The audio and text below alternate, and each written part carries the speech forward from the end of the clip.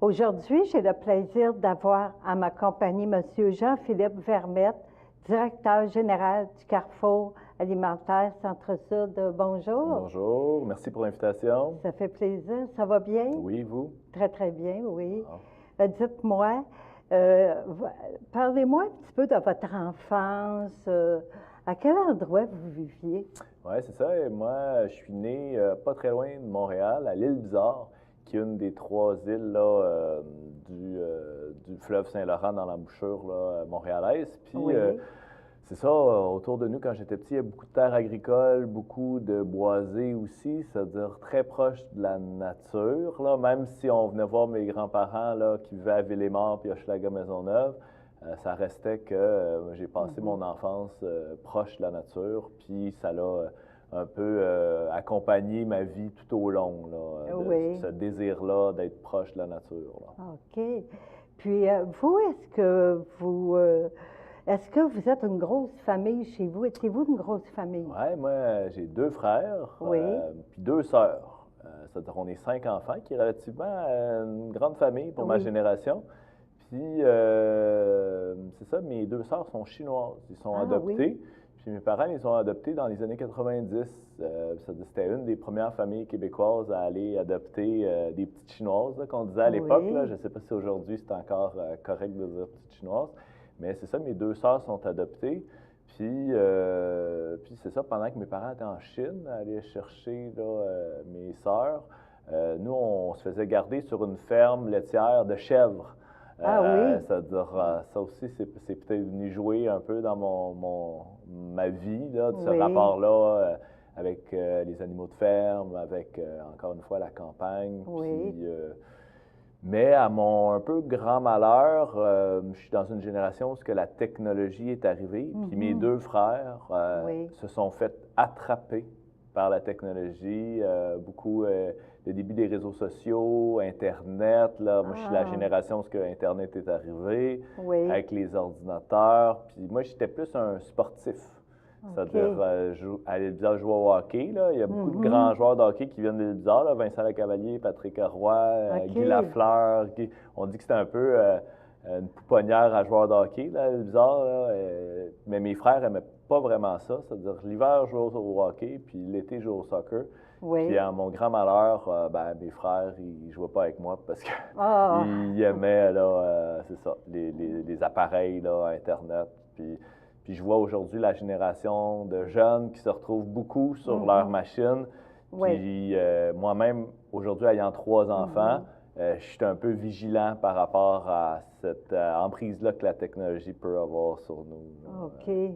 Oui. Puis là, est-ce que vous vivez présentement dans le quartier Centre-Sud? Non, j'ai eu mes 2 premières filles dans Centre-Sud. Ah, OK. Ouais, on a accouché à la maison, là, Oui. ici, dans Sainte-Marie. OK. J'ai beaucoup été engagé dans la promotion d'une maison de naissance dans le quartier. Je faisais partie du comité parents, puis maintenant, on a une maison de naissance là, sur Ontario. Là, Je ne savais pas. Mais oui, entre Papineau et Delorimier. À l'époque, on avait juste un service sage-femme, on dit. C'est-à-dire, dans le fond, soit que tu pouvais accoucher à l'hôpital, puis la sage-femme elle venait avec toi à l'hôpital, Oui. ou tu accouchais à la maison. Puis là, nous, dans le fond, les 2 filles, on les a eues à la maison. Puis, depuis, il y a une maison de naissance en bonne et due forme là, qui est arrivée sur Ontario. Puis après ma 2e fille, j'ai eu envie de donner qu'est-ce que moi, j'ai reçu quand j'étais petit. C'est-à-dire, je suis déménagé à la campagne pour faire un 3e bébé, là, entre autres.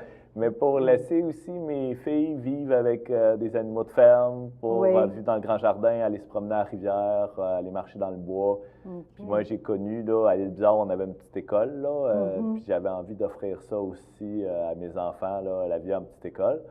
C'est-à-dire, à chaque semaine, je reviens 1 fois par semaine là, dans le Centre-Sud pour mes occupations professionnelles. Oui. Mais le reste du temps, je le passe là, en région.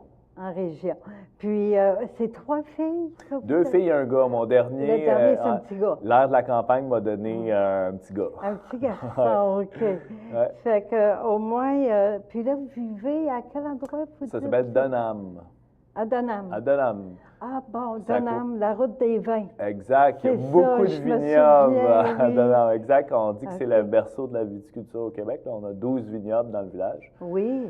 Puis, c'est ça, ça me fait du bien d'avoir ce regard extérieur-là. Quand j'habitais dans le centre-sud, puis je travaillais dans le centre-sud, Oui. je l'ai fait pendant plusieurs années, puis j'avais de la misère des fois à avoir des perspectives. On dirait que j'étais comme collé sur la réalité, si tu veux. Puis, ça faisait en sorte que je ne pouvais pas prendre de recul sur mes réflexions par rapport au quartier, par rapport au projet que je mettais en place. Oui. Puis là, habiter loin, ça me fait encore plus aimer le quartier, je dirais, que quand j'habitais ici, où le soir, c'est ça, on voit c'est ça, on voit plein de choses qui nous attristent, puis là maintenant, ça relativise beaucoup c'est ça, de voir autre chose, de réfléchir, puis maintenant, j'apprécie, mettons, tout ce qui est la diversité culturelle. Oui. Dans mon village, il n'y en a pas. C'est tous des Canadiens français ou des anglophones là, loyalistes. Là. Puis quand j'ai à Montréal, ben j'aime ça, voir de la diversité culturelle, puis je l'apprécie. C'est pour ça, je pense que je dis pas que c'est le meilleur des deux mondes, mais je suis assez bien dans cette situation-là. Puis quand vous étiez plus jeune, votre parcours scolaire, ça s'est fait où? Parce que vous avez vécu à l'île Bizarre. Puis, oui, dans le fond, c'est ça. J'allais à l'école du village. Là. Dans le fond, à l'île Bizarre, on est déménagé à Sainte-Geneviève après ça. Puis j'ai fait ma scolarité à l'école primaire de Sainte-Geneviève. Fait mon secondaire en polyvalente. Puis j'étais quelqu'un d'assez timide. Puis en secondaire 5, j'ai décidé de me présenter comme président de mon école secondaire. Ah bon? Oui.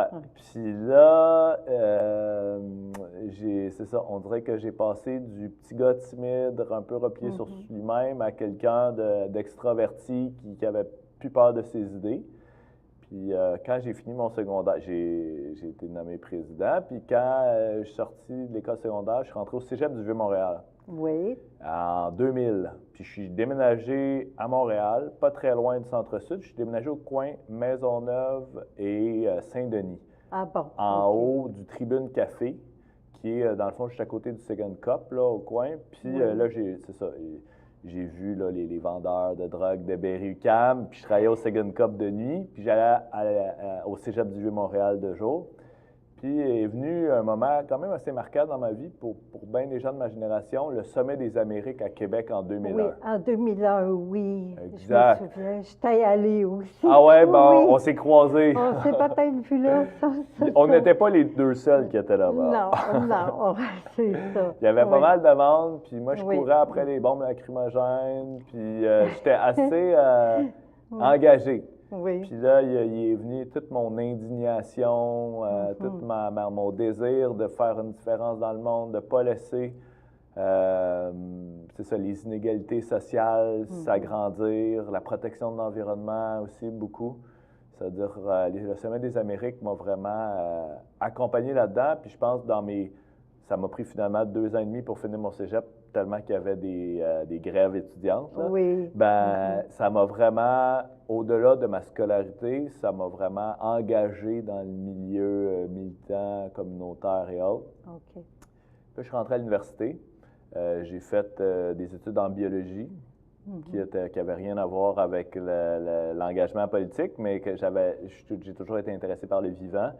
J'ai fait après ça une maîtrise en sciences d'environnement. Puis après ça, j'ai fait un DESS, un diplôme d'études supérieures en éducation. En éducation? En éducation, parce que je pense que le défi des environnementalistes, puis des gens, des preneurs de conscience, c'est d'essayer d'exprimer notre discours à le plus de gens possible, puis adapter aussi à comment les gens où qui sont dans leur vie. Tu sais. Ça ne me sert à rien de te faire sentir coupable que tu ne fais pas attention à l'environnement, puis que c'est ça. Moi, je réfléchis beaucoup aux manières de passer des messages pour, c'est ça, diminuer les inégalités sociales, s'assurer qu'on fait un petit peu attention à la seule planète qui nous reste. Là. Oui, c'est ça, notre planète, oui. Ouais, qu'on évolue là-dedans.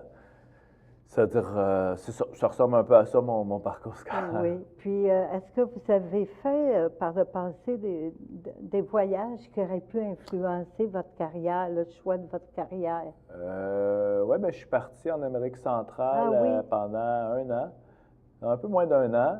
Je suis parti au Nicaragua. je voulais aller dans le pays le plus pauvre de l'Amérique, qui est Haïti. Puis finalement, quand j'ai décidé de partir, il y a eu une crise majeure en Haïti avec le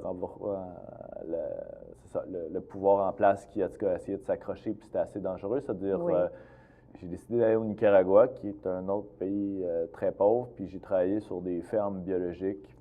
Puis, ouais, c'est ça. Puis j'ai été même à voir les inégalités sociales là, qui sont encore quasiment plus marquantes qu'au Québec. Là. La pauvreté au Nicaragua, c'est... Puis là, j'ai voyagé avec les locaux à travers, c'est ça, Salvador, Honduras, Guatemala, Mexique. Puis ça m'a permis de voir le monde, puis de me sensibiliser là, à la différence. Puis ça m'a fait du bien aussi, encore une fois, là, une prise de recul sur ma vie, ça m'a fait du bien. Oui, puis là, tout votre amour de la nature, ça a tout, ça allait avec là, votre devenir à exact, ce moment-là. Ça a convergé, les inégalités sociales, l'environnement, les choses ont convergé. Oui.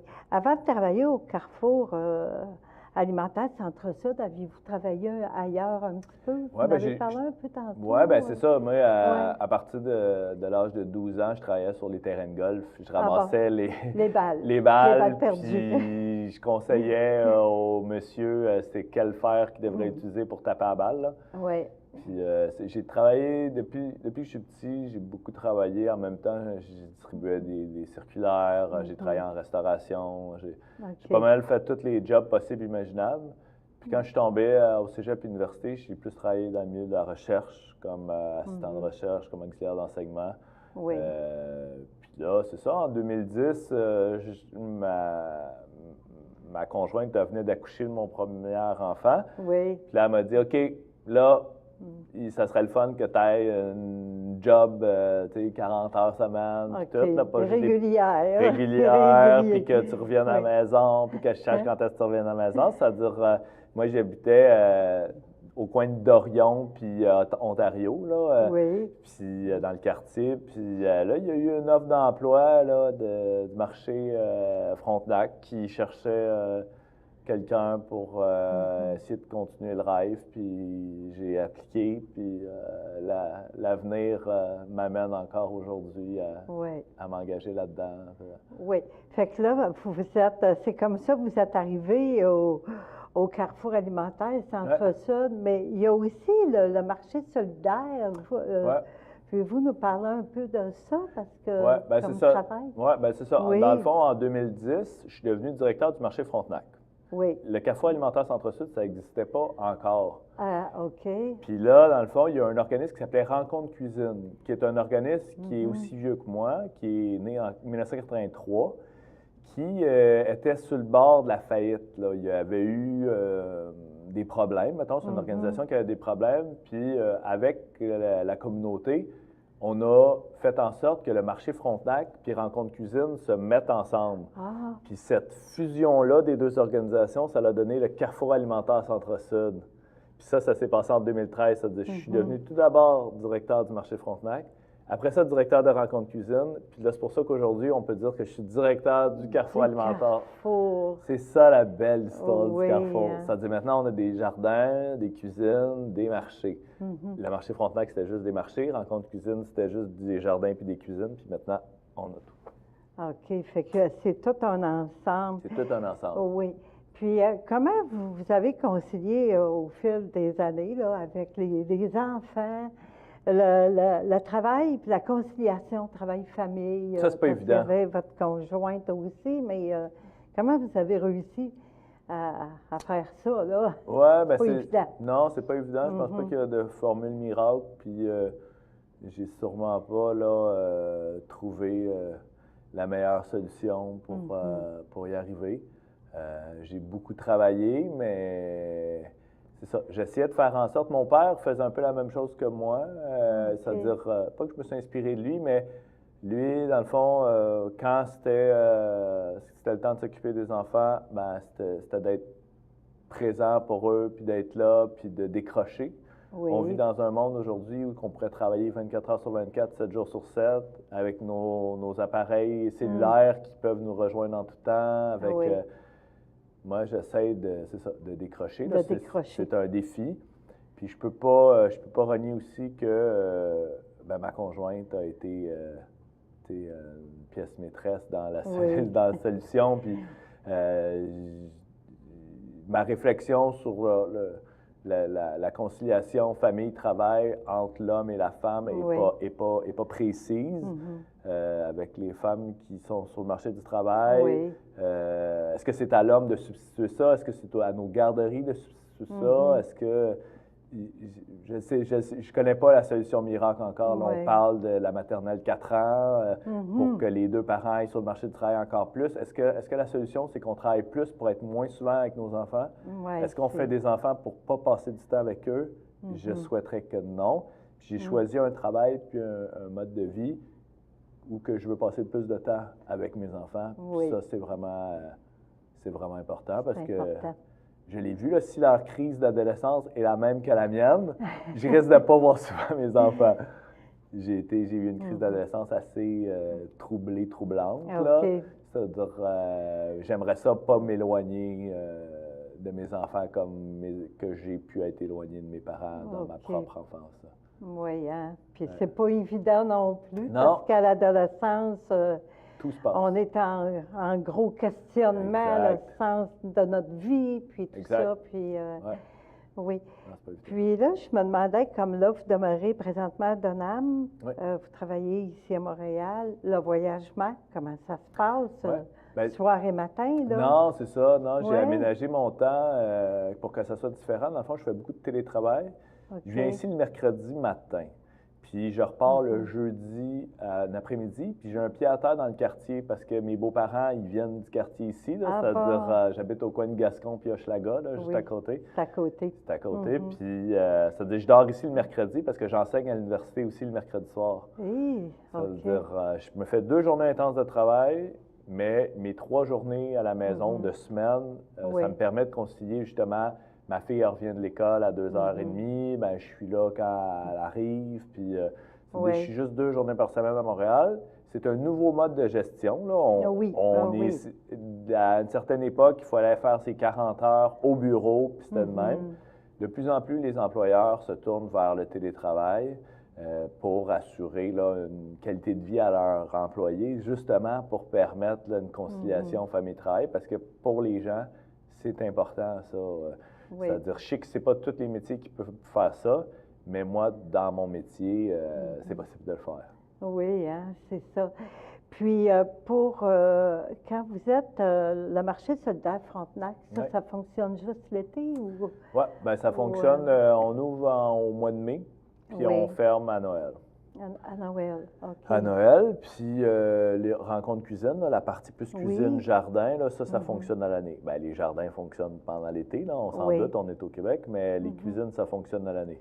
Oui. Pour les rencontres cuisine, ça se passe dans les locaux du Carrefour alimentaire Centre-Sud? Oui, et dans les Tours Frontenac. Aussi? Ouais, dans le fond, on accompagne les résidents des Tours Frontenac dans une popote qu'on fait avec eux. Pour alimenter les gens des tours, mais on fait aussi des cuisines collectives là, dans les locaux de cuisine collective des Tours Frontenac. On avait établi là, un partenariat avec Gestion plus des Trois Pignons pour dynamiser un peu la cuisine, puis qui est l'ancienne salle des employés, là, pour faire en sorte que on ait différentes activités à proposer aussi bien aux gens des tours qu'aux gens du quartier. Là. Oui. Puis, tantôt, vous parliez de vos jeunes. Ils ont quel âge, vos jeunes? Oui, 8, 5, 2. Oh, mon Dieu! Fait que le dernier, c'est un petit garçon de 2 ans. Exact. C'est du sport, tout ça, là. Oui, vraiment. Puis là, c'est ça, c'est des questionnements. Il n'a pas encore commencé à parler. Ça demander... on va-tu chercher l'aide d'un orthophoniste? Puis, tu sais, la vie de parents, c'est comment concilier ça entre nos objectifs professionnels, qui sont des fois recherche de financement, quête de subventions, puis des trucs bêtes et méchants comme mon fils, il faudrait qu'il apprenne des nouveaux mots, ou il fasse pipi dans le petit pot. Puis C'est de trouver cet équilibre-là, des fois, qui est difficile entre le changement de couche puis les changements de programme. Oui, c'est ça, c'est de fonctionner à travers tout ça. Hein? Exact. Oui. Ouais. Puis vous, je sais que vous adorez la nature. Ouais. Vos goûts, là, vos passions, vos intérêts, c'est quoi, là, dans... Oui, ben moi, j'aime beaucoup l'agriculture. Ça veut dire, j'ai des ruches, mais j'élève aussi des poules pondeuses, des canards, des dindes. J'ai une petite ferme, là, d'animaux. Puis, j'aime beaucoup me promener en forêt. J'aime ça, c'est ça, faire du vélo. J'aime... me baigner dans la rivière l'été. Ça me fait du bien. Il faut aller à la cueillette de champignons à l'automne. Je pense qu'on peut se rapprocher d'autres choses. La ville, c'est bien fait. Là. La ville nous permet d'avoir une promiscuité entre humains, mais je pense que ça peut faire du bien aussi de se rapprocher un peu de la nature. Puis avec la ferme aussi, là. Puis ça va être une belle expérience pour aussi les enfants là, qui vont grandir, puis à travers les animaux, puis la nature. Exact. Puis comment faire pousser les plantes, puis de voir... Au Carrefour alimentaire, on donne des ateliers dans les écoles sur l'alimentation, puis c'est un peu cliché, mais il y a plein de jeunes qui ne savent pas que des carottes, ça pousse dans un champ, puis je pense qu'il y a quelque chose qu'on a perdu à travers notre rapport à l'alimentation, puis notre rapport à l'environnement, qui doit être refait.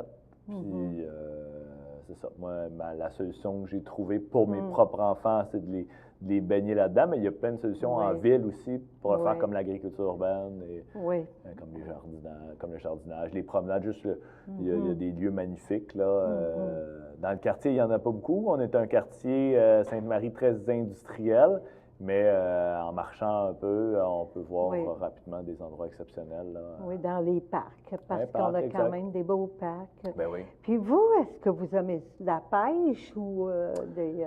La pêche, moins.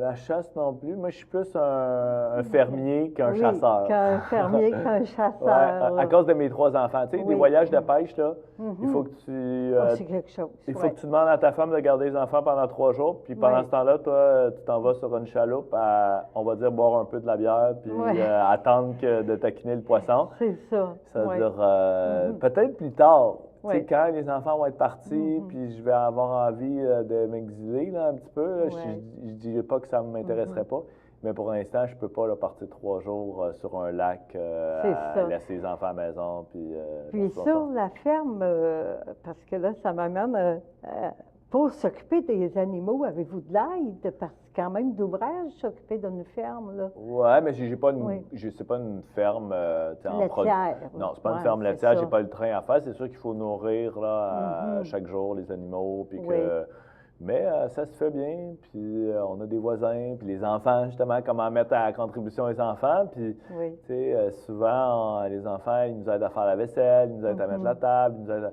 mais là, eux, ils s'occupent aussi d'aller chercher les œufs, d'aller nourrir les animaux.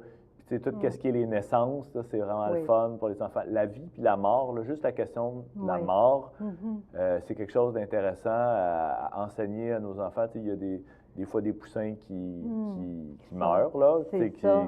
Puis au début, c'est sûr, c'est plate, c'est triste, mais à un moment donné, puis de manger la viande aussi. Là. Quand tu t'en vas dans un comptoir charcuterie, tu le vois pas, les animaux. Là. C'est ça. Mais là, aujourd'hui, tu sais, mes filles, moi, puis mon petit gars, ils voient, tu sais, j'ai élevé du lapin pendant 4 ans, là, puis c'est passé du petit personnage de Bugs Bunny, là, à, OK, dans le fond, c'est de la nourriture, puis on respecte l'animal, puis il faut pas les faire souffrir, il faut les aimer, puis reconnaître que, c'est ça, on doit diminuer notre consommation minimalement de viande, puis quand on en mange, être reconnaissant. Il ne faut pas manger de la viande juste de manière aveugle, puis dire « Ah, miam, c'est bon », puis oublier le lien que ça a, que c'est une vie, puis qu'il faut être respectueux envers la vie. Oui, parce que ces animaux-là, il faut les remercier justement pour la nourriture qu'ils nous apportent, qu'ils nous donnent, hein? C'est ça. Puis, tu sais, on est des omnivores, là. On a décidé de manger des plantes et des animaux dans nos vies. peut-être un jour, on va tous être végétariens. L'avenir nous le dira. Oui. Mais aujourd'hui, si on est pour manger de la viande, vaut mieux le faire de manière respectueuse, selon moi. Oui. Bien, je vous remercie beaucoup. C'était très intéressant. Bien, ça m'a fait bien plaisir. Puis d'être venu en entrevue. Bien, au plaisir. Merci.